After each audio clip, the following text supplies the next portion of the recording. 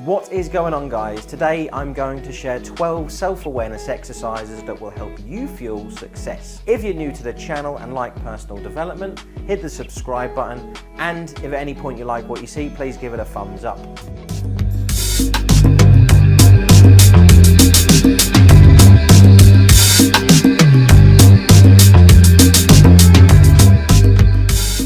So the first one is the 3 whys. Before acting on a decision, ask yourself why. Follow up your response with another why, and then a third why. If you can find 3 good reasons to pursue something, you'll have clarity and be more confident in your actions.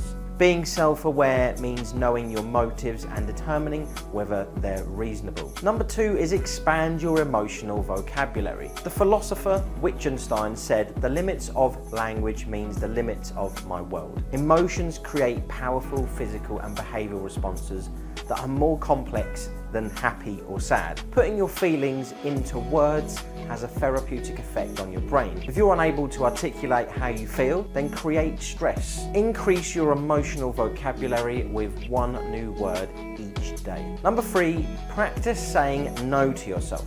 The ability to say no to yourself, to put off short-term gratification for the long-term gain, is an important life skill.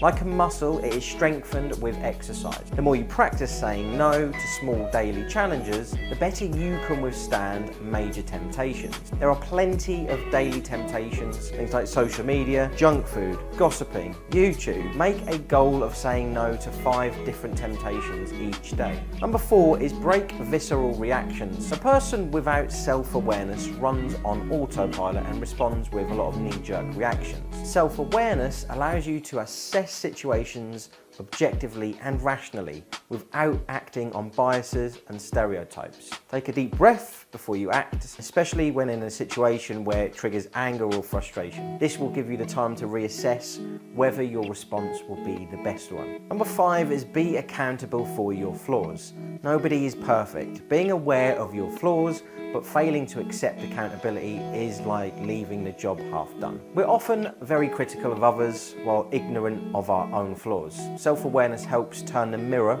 on ourselves and prevents hypercritical behaviour. Iteration and self-improvement only happens once you recognise a flaw. Create a habit of acknowledging your mistakes rather than making excuses. Number 6 is monitor your self-talk. There is a non-stop commentary in our heads that is not always helpful.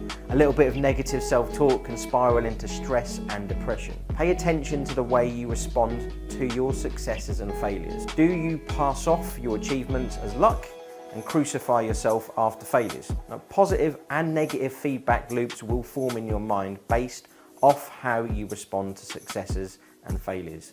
Being tough on yourself needs to be balanced with self-compassion. Celebrate your wins, forgive your losses. Number 7 is improve your body language awareness. Watching yourself on video can be a cringeworthy experience, trust me, I know. But awareness of your body language, posture and mannerisms improves your confidence. Slouching or taking a low power pose increases cortisol and feeds low self-esteem, while standing tall or taking a high power pose stimulates testosterone and improves your performance. Using hand gestures helps with articulating your thoughts and affects how people respond to you. Record a speech or presentation and evaluate your posture and hand gestures. Watch videos of skilled speakers and adopt their mannerisms to improve your own. Number 8 is play devil's advocate. Taking an opposing view forces you to question your assumptions. Your default beliefs and worldview are not always reasonable. It's healthy to argue against yourself and see how your views hold up, and you'll give your brain a good workout. Processing challenging information stimulates new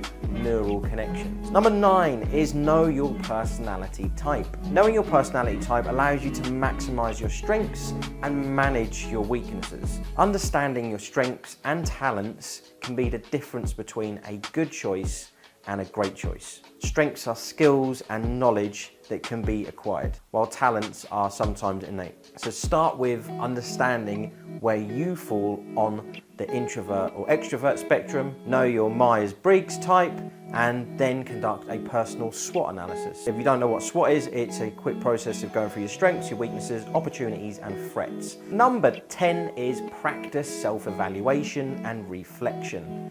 Keep a journal and track your progress. How would you rate your current level of self-awareness out of 10? Think about how often you say regretful things, repeat bad habits, make absent-minded decisions, and have erratic thoughts. Set regular goals, break big goals down into smaller milestones. Ask yourself at the end of each day, what did I do well today?